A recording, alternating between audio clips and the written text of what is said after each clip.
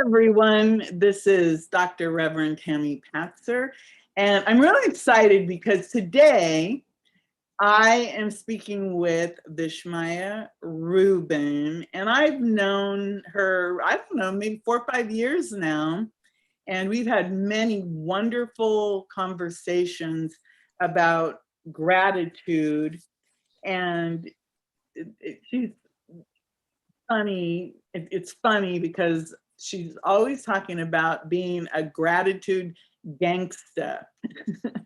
And it's funny because when we talk about that, people are like, a gratitude gangsta, what does that mean? So I'm going to let you tell us what that means. So first of all, thank you for having me on. I love being anywhere you are because you are always a wealth of information and knowledge and share so many pieces of share so many golden nuggets that I still use from some of your classes that I've taken years ago. So thank you. So a gratitude gangsta is a person who is skilled in the art of appreciation, lives life to the fullest, and finds magic in life's challenges.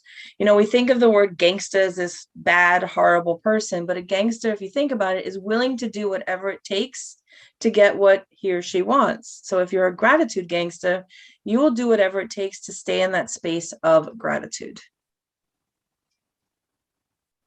Again, I love that. Tell us a little bit about the background, how you came to process this, because I know that you've been doing this now since like 1997. So that's quite a long time.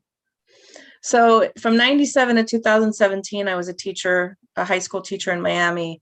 And the gratitude movement didn't start till later on, but I've always had that practice with my students. But within probably 5 years before I retired, I had them keeping gratitude charts. So they had to come in, they had to write down things they were grateful for every day. And if you know 9th and 10th graders, for them, that was the most ridiculous, ludicrous idea they have ever heard of. What do you mean, keep a gratitude chart?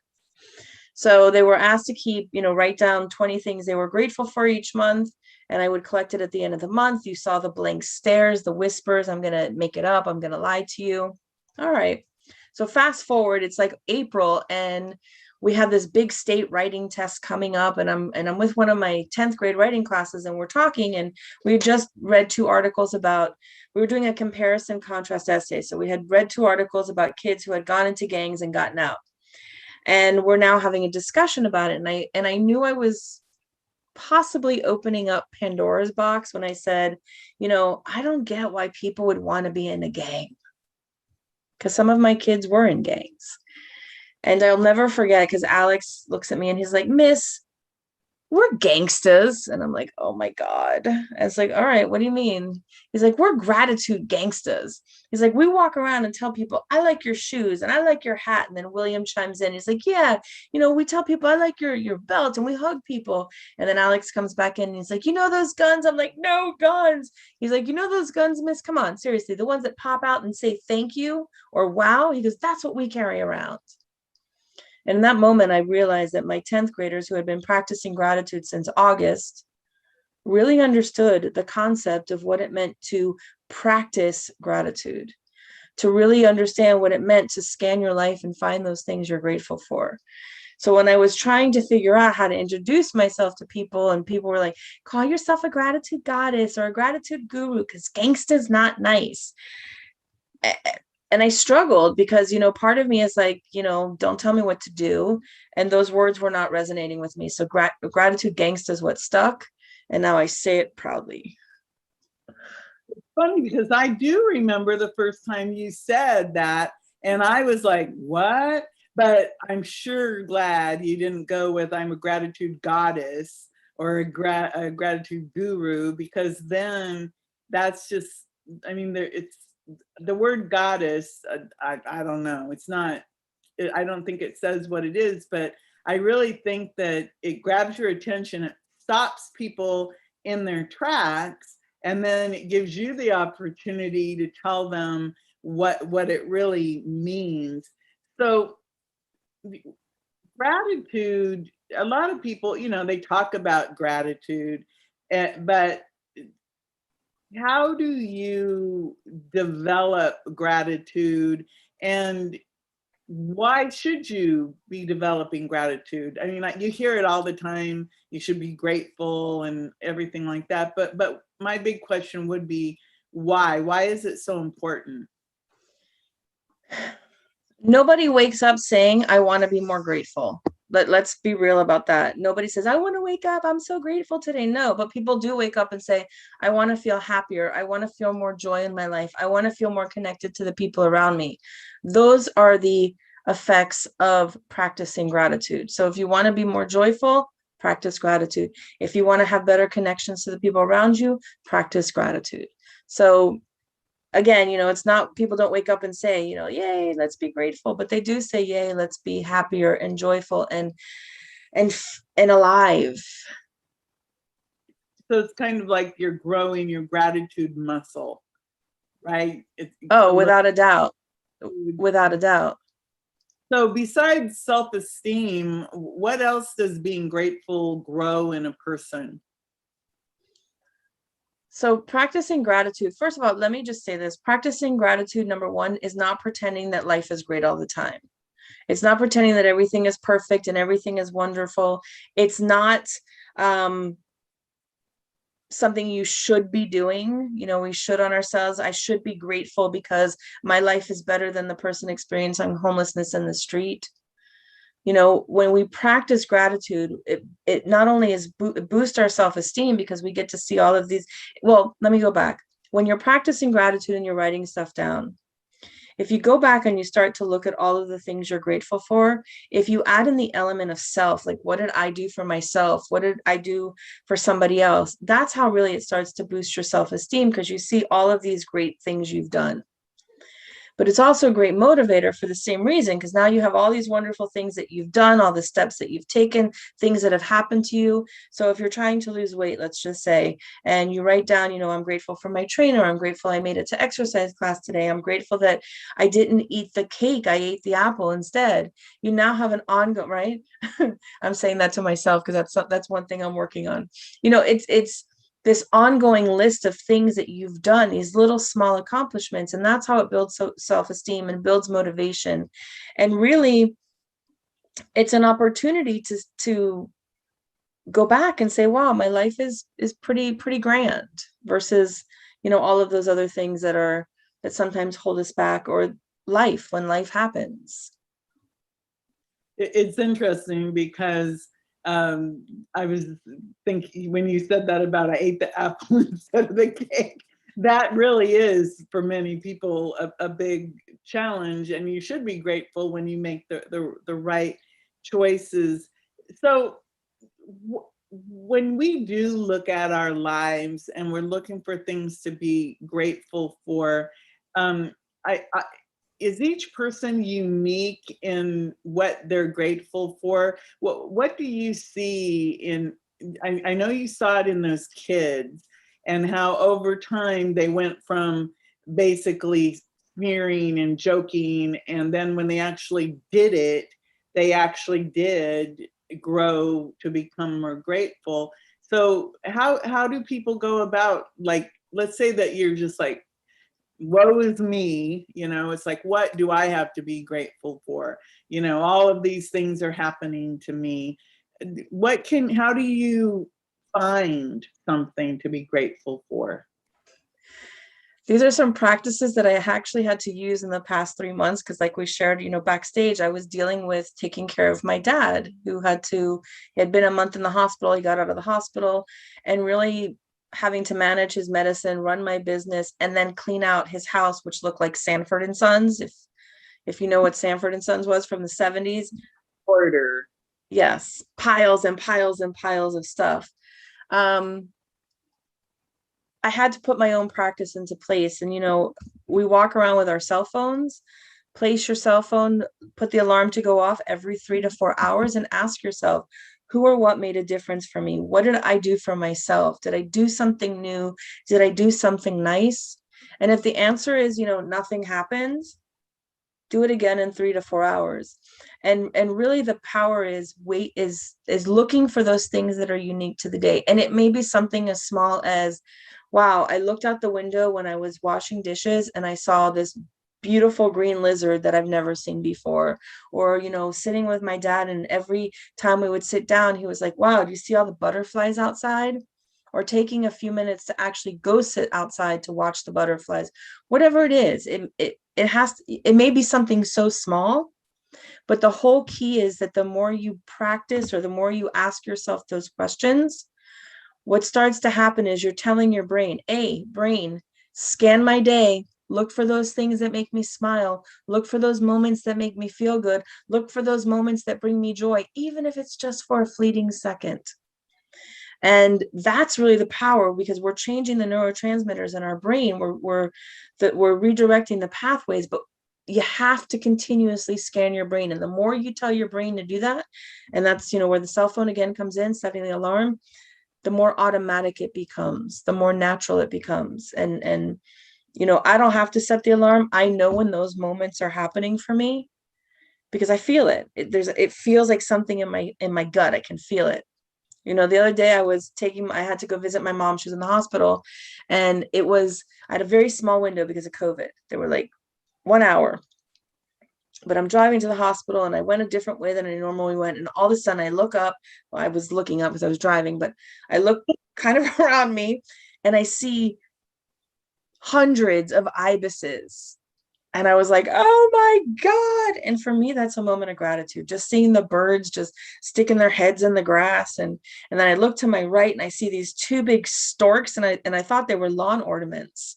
So I pull over, and I'm like, I get out of my car. I'm like, you don't have a lot of time, but I'm like, I've got to do this, but you don't have a lot of time. But I got out of my car, and for like 1 minute, I was a 5-year-old child looking at all the birds, and the storks were real. And every time I came close, they moved away, but I got great video. And it was just for that moment where I got to play. And then I went on and did my daily duties. But being able to recognize those moments that bring you such joy, and stopping and paying attention to them. That is so interesting, because it's almost like the universe kind of says, oh, you need a break. So I'm going to take you on a different route today, where you're going to have a unique opportunity to see these birds. It reminds me, yesterday, all of a sudden I hear this knocking, and I look around my room, and there's nobody there. And I look at my door, and I think, well, maybe my son is playing a game, you know, where he's knocking and hiding at the same time. But it kept going on, and I look and I go, there's nothing in here, it's just me. And then I notice it's a woodpecker outside my window, and it's tapping right next to the glass. And he was there for a while, but it turned out it was this woodpecker, which I just thought was really cool. But talk about getting kind of a wake-up call, you know, knock, knock, knock, knock on the window. But that was interesting. So do you think that people who practice gratitude are happier than other people? I do, but I want to say this part, and it goes back to what I said in the beginning. It's not about pretending that life is great. It's not pretending that every moment of every day is going to be fabulous, because life happens. You know, people get sick and they die, and that's not a happy moment necessarily. So I think, to be clear, you know, the expectation of life is always going to be perfect is what gets people going down these downward spirals. Oh, that gratitude stuff doesn't work. Well, you're right. If you don't expect life to ebb and flow, you're right. It doesn't work. But if you find yourself saying, okay, I know that this is the situation I'm in right now, you know, universe, world, show me a moment that stands out. Show me a moment that makes me feel good, that this gives me a little bit of light in the middle of the darkness. That's where the gratitude for me comes in, is being able to see those moments, being able to experience joy even in the midst of all of the other stuff. So you've also written a gratitude journal or two. Are those still available to get, your gratitude journals? The new one is going to come out this summer, so that will be available very soon. And I'm totally sold out of the first one. So excuse me, I'm working on just reformatting the second one. And it's an opportunity really for people to write down and get into that practice. Like, you know, what are your gratitude wins? What opportunities presented themselves to today? You know, what are you learning? What lessons have you learned even in a sticky situation? And I think that's really where the power is, especially with writing it down. The more you write it down, the more you're training your brain to look for those things, and then they become automatic. So it's interesting because, you know, we've talked a lot about personal gratitude, I guess, but gratitude works when you're an entrepreneur or in business too. And do you think that gratitude opens up opportunities for you to see? Oh, Jess. Absolutely. You know, there's two things I'll share. You know, the first thing is going back to my dad and being in his house and having to deal with all this stuff and being in complete overwhelm. Like I was standing at that same sink where I saw the lizard, and I remember just crying, tears coming down my face, and wanting to understand like what's going on, and just overwhelmed because I don't know how to sell on eBay. I don't know how to sell on Facebook. I don't know how to do this. I don't know how to do that. And I kept saying these things to myself. And finally the voice was like, stop, take a deep breath. What's really going on here? What's really, you know, causing such angst? And being able to take a look and understand like what was driving that was very powerful. And that was a great opportunity for me to learn a little bit more about myself, to understand what processes I was going through, what emotions, what stories from the past were holding me back. And that was a phenomenal opportunity. And I was able to kind of clear some of that and learn how to sell on eBay, and things started to open up. And then the other opportunity is, you know, during COVID, life was changing. Life was, you know, we were all sitting home. And I remember I was on a Facebook group, and somebody was sharing some stuff about CANVA and how to use CANVA. And I knew of CANVA, but I did not like it at all. I found it super challenging to use. I refused to go in. I'm like, I'm going to do what I didn't want to spend the time to learn it when I had another program I could use. So I said to my friend, I said, listen, you know, you should really teach a class on how to use CANVA. And she says to me, well, the only way I'll teach it is if you teach it with me. And from there, like being open to saying yes and realizing, you know, sometimes when you say yes, the universe opens up a whole new world of possibility. Saying yes turned us into now She Shift Brand Marketing Academy. So I get to do some of the things which I love to do, which is teach, but now in a different realm. So it was an awesome opportunity because I was able again to see, you know, where I could have gone. What I could have said is, I don't know anything about brand marketing. I don't know anything about CANVA. I can't do this. Or say, okay, here's a great opportunity. Thank you, universe, for the opportunity. Say yes and figure it out later. So I said yes. And I have learned so much in the past year. And it has been such an incredibly fun opportunity that, you know, that was one of the things that I'm grateful for COVID.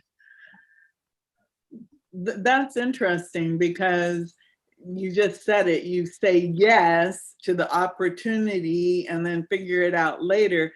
That, in my experience, has helped open huge doors, because if you say yes, even though you're not sure how you're going to do something, the how of how it's going to unfold is often better than anything you could imagine in the first place.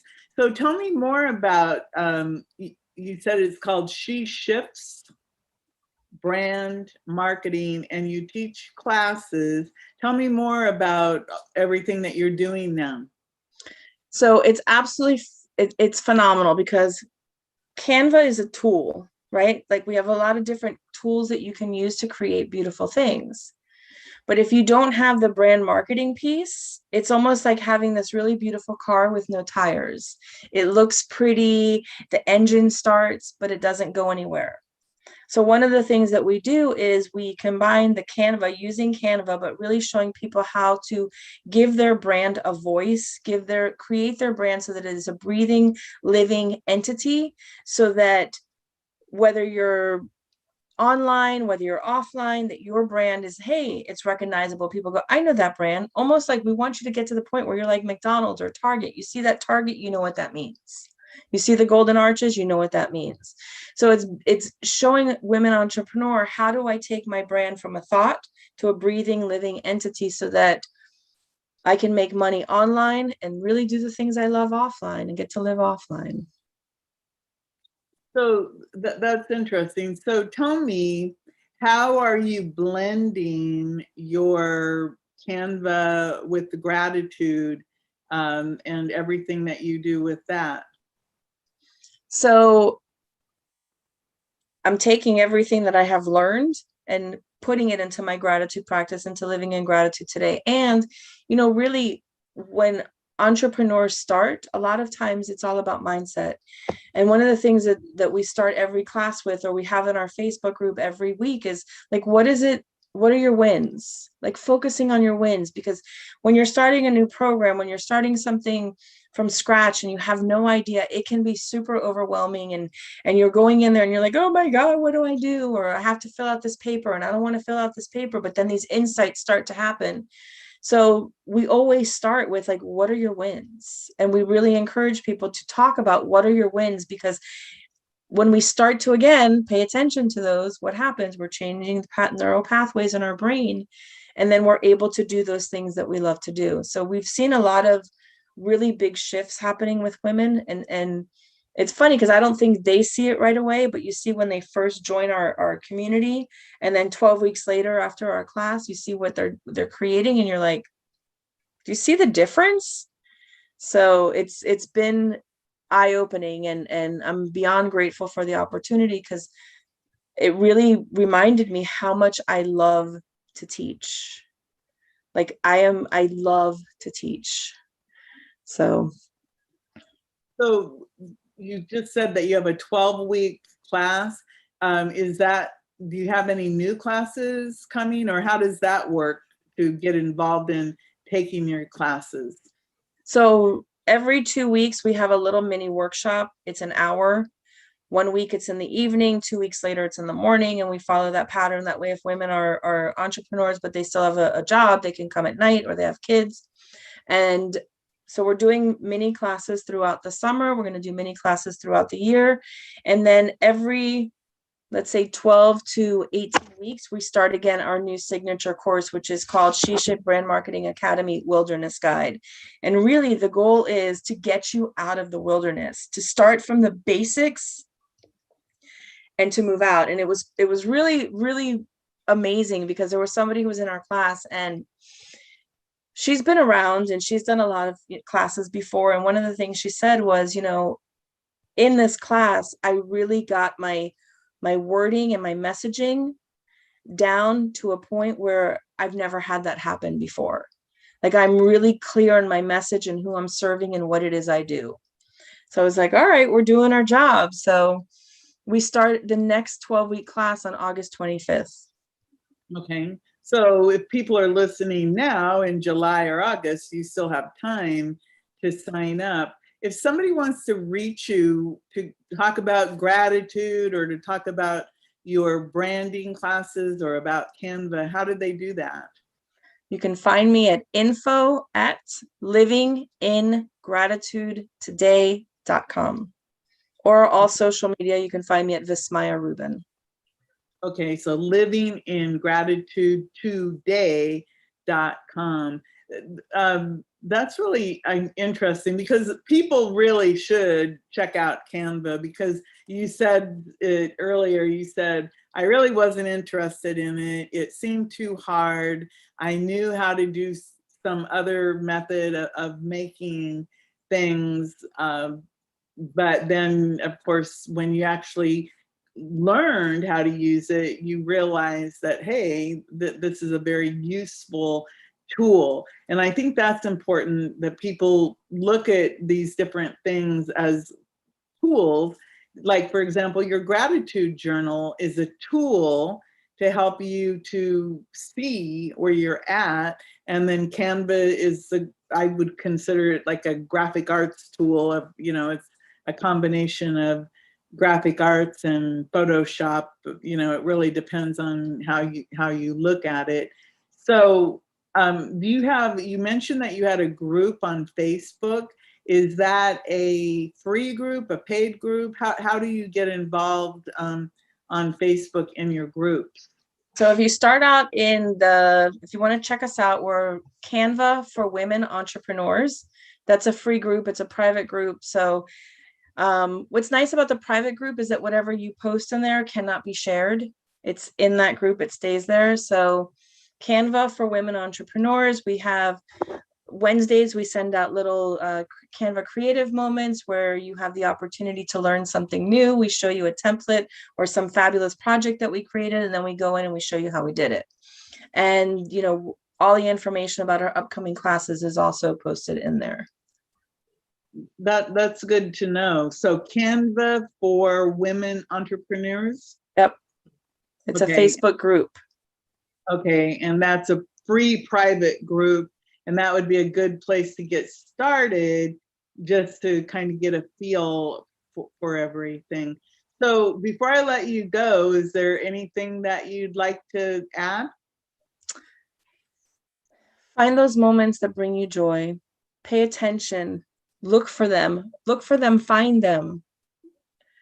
Practice gratitude and join our CANVA class. We'd love to have you. Well, everyone, definitely go check out livingingratitudetoday.com. Send a message to Vismaya. Go find her on Facebook. You'll recognize her because most of the time she's actually wearing a shirt that says gratitude across the top. And I actually own at least 2 or 3 of those. And whenever I wear them, if you want a conversation starter, wear a shirt that says gratitude on it, and people will talk to you. I've had conversations in elevators, the grocery store, in restaurants, all because of the shirt that I got from you. So it's always fun.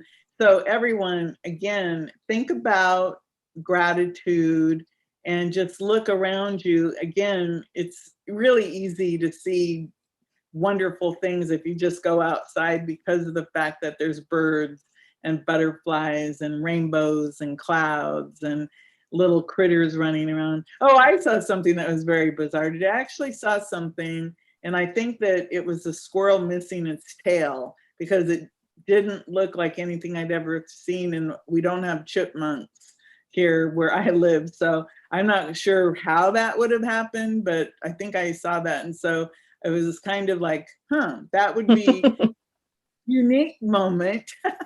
So with that, I'll let everybody go. And again, tune in to Expert Profiles, Conversations with Influencers and Innovators. And we always have great conversations and really good information. Go make it